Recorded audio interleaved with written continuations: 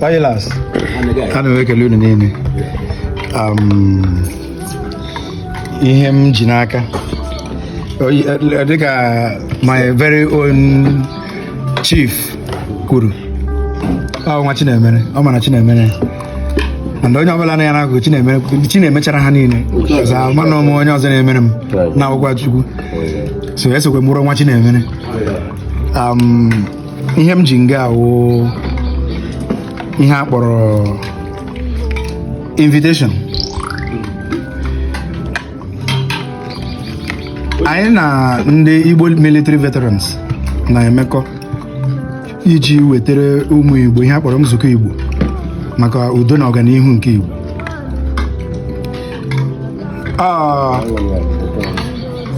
Oyi security mere onye Igbo ji ọ gawa ya ejiri escort.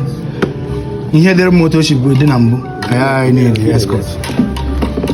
So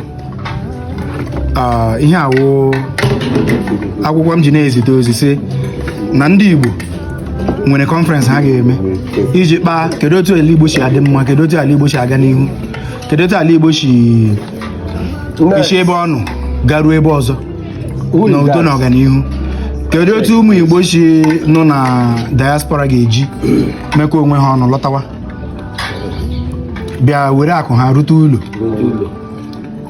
Ya ka anyị ji nwee ọgbakọ a, hiwe ọgbakọ a n'ebe na n'ime ọgbakọ a one of the side attraction wo n'oje mba ya wụ mụ Chukwuemeka Ndụkakụ, chief anyanwụ Igbo niile. Nwanne m nwoke wụ Chief Miller kọwara nga sị na agara m Igbo, ọ eziokwu, ọ na-akọ ya na ọwụ fim, ọ na-akọ ya na ọwụ ihe mere eme. Anyị gara ebe niile ahụ Igbo nọ, ebe ahụ ị na-ama ma ụfọdụ ndị Igbo che na ọwụ Abịa, Imo, Anambra, Enugu na Ebonyi ka ndị Igbo nọ, mana ndị Igbo mere extend to Delta, Rivers, Akwa Ibom, Bayelsa, Edo, Cross River, Benue, Kogi, ebe niile ego ya na ọ ga-apụta 13 states ebe nwere ndị Igbo a large number. So anyị agaala ihe ndị ahụ hụkwanụ na ndị Igbo n'ebe ahụ, dọkụmentị ya ihe ndị a gwara anyị nga ahụ, mana their struggle, mana etu ha si wụrụ na otu ahụ ka ha si nọ. Ọwụkwanụ ebe a ka anyị gawara ghọta na ọwụ sọsọ na Asaba ka a pụtara na during the war gbagbusia ndị mmadụ, ndị okorobịa na ndị na emere ya n'ebe dịka Isọbọ. Ndị Isọbọ dịkwa otu ndị Mbiri chedere, ndị Isọbọ dịka otu ndị Ọka chedere, ndị Isọbọ dịka otu ndị Eza Ọka chedere, ndị Owere enwere Isọbọ. So ebe ahụ ka ha ji kọkwara anyị na lekwe na mgbe dị otu na otu na ndị amị Naijiria gbara ha egbe gbagbuchie aha nga asị ha pụta na eme n'udo. So ihe ndị ahụ anyị dọkụmentịchara ya. So akwụkwọ a anyị ga-ewepụta n'ụbọchị ahụ anyị dọkụmentịrị ya, anyị dọkụmentịrị akụkọ ndị a kọrọla anyị na ihe ndị anyị hụrụ n'anya na ihe ndị anyị nụrụ na ntị. So ọ ya wụ akwụkwọ nke a kpọrọ Ojemba, the Igbo Voyager, the traveler in the crossroad of his destiny and that of a nation. Ọ bụrụ na anyị ede ya, onwe onye ga-edere anyị ya. Ọ bụrụkwa na anyị ede ya, in the next 20 years, 50 years, onwe onye ga-ama ihe ahụ anyị gara, maka na maybe in the next 50 years ọnwa egbugole nwoke Chidera. Bete anyị na-ekpekwa ekpere ka anyị nọ ruo nka. So ọ ya wụ invitation na my chief ọnụkwa gị n'aka. Ezobi nọkwe ịma na akọwa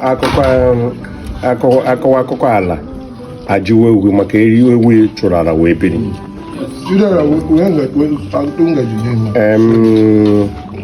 Ezobi ihe a gbasara anyị maka ọ gbasara Igbo adị ihe n'ebe awụ Igbo adị ekele m Chukwu na ọwụhụ na mba ahụ anyị nọ ka anyị nọ ọkwa n'ebe ahụ ọkwa n'Igbo mana anyị nọ n'obi m anyị nọ na-awụ Igbo. So invitation na-enyere m mekọtara ụnụ ndị niile so m n'akụkụ so ọ na-anụgo ya otu esi wee kwuo ya. So we will support the promotion of Igbo culture and tradition. Thank you. And that is the best we should do. Thank you. Yeah. So many people have been doing it, but from the grassroots, from the traditional side of it, we have to promote it. So that is where we are. Thank you. Thank you very much. Thank you. God bless you all. Thank you. Yeah. Thank you, my chief. Watching a man one n'ala Igbo niile. Odogo. I was also na mbiri. Ọ n'ala Igbo niile maka na hụbe m onye chiri nwachi na-emere. Onye recognize ihe Chukwu na-emere ya kpọọ onwe ya nwachi na-emere because nwachi na-emere that I cannot take your title. You have not did it. I did not take the title. So thank you so much. Thank you so much, sir, for all the things in the n'ala Igbo niile, for all the things because ị na-enye aka mana Port Harcourt m bịara na police post ebe m na-ahụ gị ndị m na-ajụ agha ise na-agwa m na onye my brother na good man nzakọrọ aha so thank you so much. God bless you. Thank you.